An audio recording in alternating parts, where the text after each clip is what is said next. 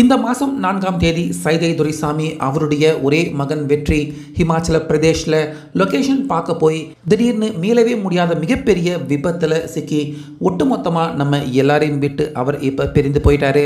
So இந்த மீள முடியாத துயரத்தில் வாடிக்கிட்டு இருக்க தற்போது சைதை துரைசாமி குடும்பத்தார்களுக்கு இன்னைக்கு வெற்றி அவர்கிட்ட இருந்தே பார்த்தீங்கன்னா அவருடைய மொபைல் ஃபோனில் இருந்து வாட்ஸ்அப் ஆடியோ மெசேஜ் வெற்றி அவங்களுடைய குடும்பத்தார்கள் எல்லாருக்கும் வந்திருக்கு.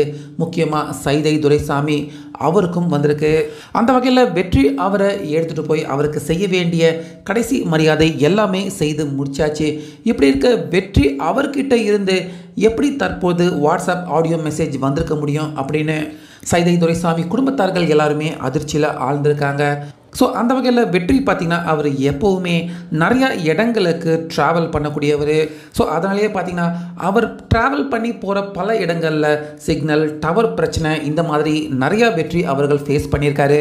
அப்படி தான் இந்த சம்பவம் நடக்க இருந்த February 4ஆம் தேதி வெற்றி ஹிமாச்சல பிரதேசத்தில் இருந்து கசார் அப்படிங்கிற ரொம்ப மோசமான மலைப்பகுதிகளுக்கு உள்ள வெற்றி அவர்கள் ட்ராவல் பண்ண இருந்திருக்காரு.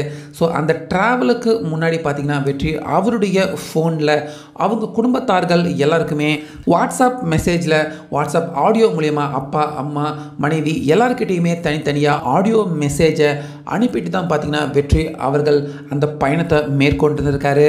ஸோ இப்படி இருக்க அந்த மெசேஜை அனுப்பினப்ப சிக்னல் இல்லாமல் இருந்திருக்கு. அதனால் நெட்வொர்க்கு கிடைக்காம அந்த மெசேஜ் அனுப்பப்படாமலேயே இருந்திருக்கு.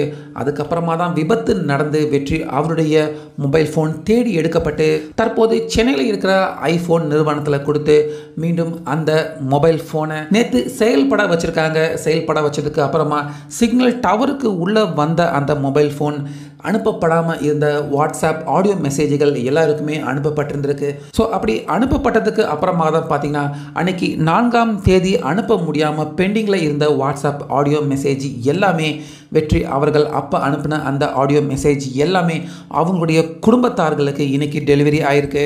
ஸோ அந்த ஆடியோ மெசேஜில் வெற்றி அவர்கள் நான் இப்போ ஹிமாச்சல பிரதேஷில் இருந்து கசான் பகுதியை நோக்கி லொக்கேஷன் பார்க்க போகிறேன். ஸோ அந்த இடங்களில் சிக்னல் கிடைக்கிறது கடினம், நான் போயிட்டு வந்துட்டு உங்களுக்கு கால் பண்ணுறேன் அப்படிங்கிற மாதிரி அந்த வாட்ஸ்அப் ஆடியோ மெசேஜில் வெற்றி அவர்கள் அனுப்பியிருக்காரு. ஆனால் சிக்னல் இல்லாதால் அந்த மெசேஜ் டெலிவரி ஆகாமல் இப்போ சிக்னல் கிடைச்சதுக்கு அப்புறமா அந்த மெசேஜ் எல்லாருமே அவங்களுக்கு டெலிவரி ஆயிருக்கு. ஸோ ஏற்கனவே மீள முடியாத துயரத்தில் இருந்த வெற்றி குடும்பத்தார்களுக்கு இந்த மெசேஜ் இன்னும் மிகப்பெரிய ஒரு வருத்தம் வழியை ஏற்படுத்தியிருக்கு அப்படின்னு தான் சொல்லணும்.